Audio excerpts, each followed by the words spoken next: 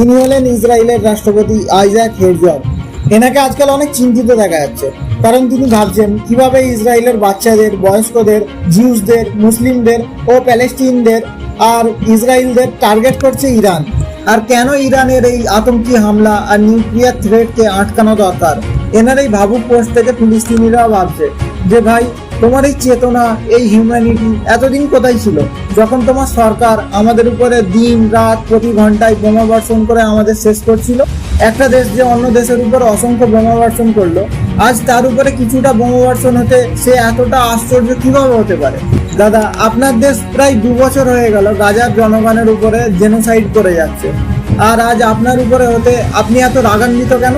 আর international media ইসরায়েলের ধ্বংসান্বিত ঘরবাড়িগুলোকে এমনভাবে দেখাচ্ছে যেন তারা এরকম কাজ কোনোদিনই করে না।